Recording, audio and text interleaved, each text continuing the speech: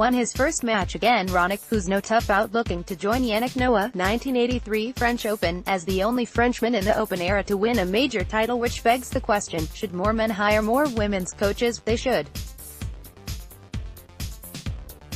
They should, Pouille said.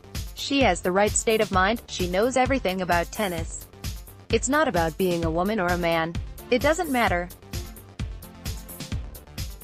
You just have to know what you're doing, and she does. Novak Djokovic advanced to the Australian Open semi-finals when Nishikori retired in the second set after less than an hour of play.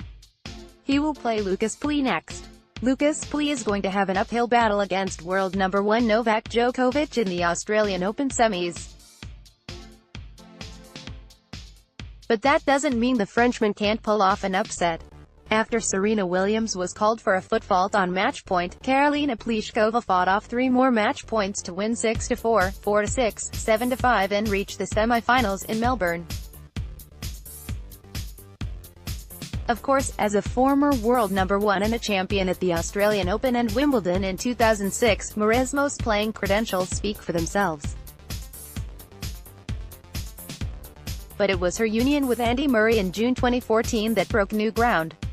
Watching Murray's drive to improve impressed Mauresmo, herself a famously hard worker. When she began working with Murray, he received messages from some players baffled at his decision to hire a female coach. One went as far as asking Murray if he was considering hiring a dog next.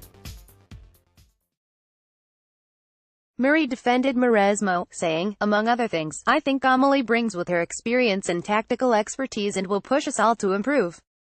Everyone I know talks very highly of Amelie, as a person and coach. Together, they enjoyed a good on-court relationship for 2 years." Although Murray did not win a slam title under the tutelage of Mauresmo, he did capture significant victories in Munich and the Madrid Masters 1000 in Madrid, his first titles on clay.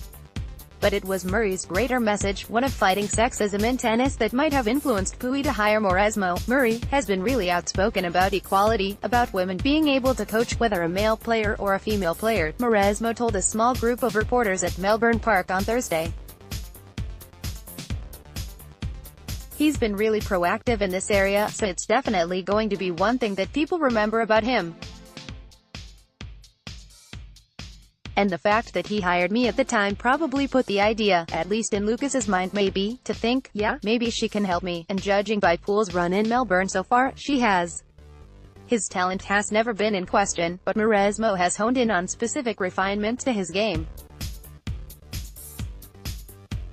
Amelie Mauresmo won 2 Grand Slam titles before embarking on a career as a head coach. William West, AFP, Getty Images, trying to stick to the player's game, what the strengths are. Andy and Lucas have very different weapons in their games and weaknesses as well, so trying to work on both to make sure everything improves and always looking for the detail that is going to make the difference, Mauresmo said. Though Denis Istomin, Mikhail Kukushkin and Denis Shapovalov all have female coaches, each of them are family members. Even in the WTA, women's coaches are far and few. Of the top 100 players, only 8% are officially working with a female coach. Maybe it's the fact they have children and then they have to leave the children, said Mauresmo, who brought her 2 children with her to Melbourne. It's a job that you have to travel a lot to be able to do it in the proper way. So yeah, I think that's also what makes it pretty difficult. Mauresmo noted that while wins over Raonic in the quarters and No. 11 born at Orich in the 4th round were impressive, Pouille is going to need a new level in his Friday showdown with Djokovic. He has won 6 times here in Australia, so yeah, I'm pretty sure he's the worst opponent for a lot of guys out there, she said. But if Pouille can pull off the upset and unquestionably the biggest win of his career Friday, you can bet his coach will be a major reason.